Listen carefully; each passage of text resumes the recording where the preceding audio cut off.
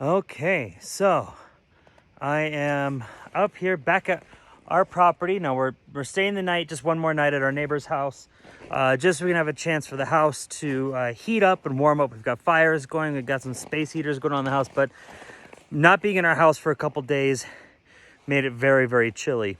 And one of our girls is kind of sick right now, so we're gonna be at our neighbor's house one more time. If you're just tuning in, we lost power. It looked like what we thought was a failed inverter, but we actually were able to diagnose the issue today. So on the exterior of my unfinished outbuilding here, which we are working on turning into a hunter's cabin, and we're also kind of using it as a barn. Neither here nor there.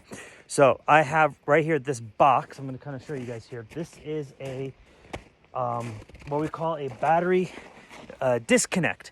So I have 15 kilowatt hours of lithium stored of home storage, and that feeds into our home. And what this is sort of like a redundant shut-off box. So it's like a disconnect. If a surge of voltage were to come through, this would disconnect the energy either going into the batteries or from feeding back into the inverters or going into the house. Now, what apparently has happened is that in this box, there was a bus bar where the two positive wires were going in from one set of the batteries into one of the inverters came loose.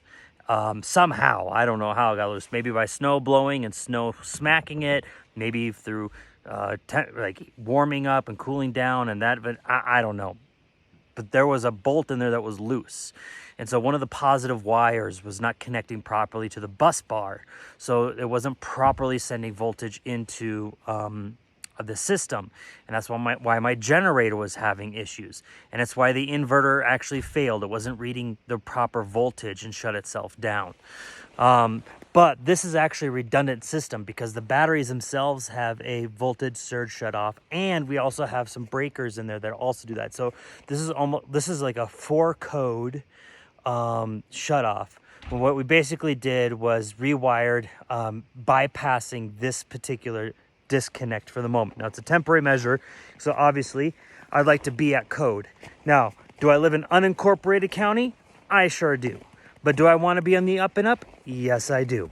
But by being able to bypass that disconnect, we were able to restore power to the house because the voltage, I got to turn my solar panel here for the morning.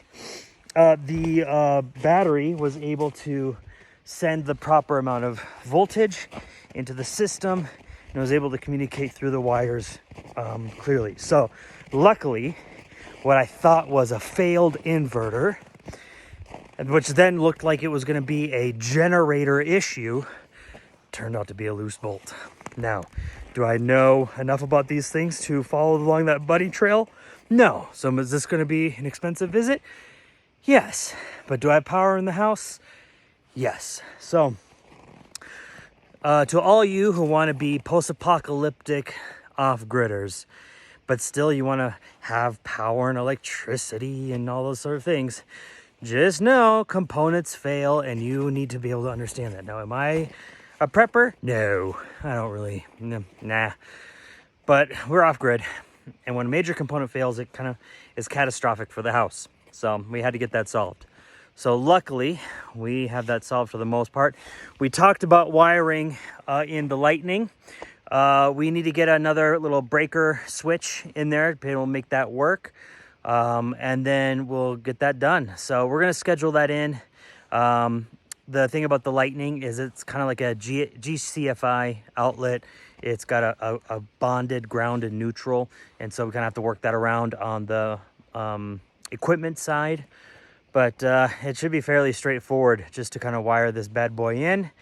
And we'll be able to then use the truck as our backup. But for now, we just kind of use it for minor appliances, or like when this outage happens, core appliances that, you know, the truck needs to stay here for. So it really helped in a pinch. So thank you, Ford, in developing the Pro Power, because it really helped us being able to make sure that the food in our fridge and freezer didn't go bad.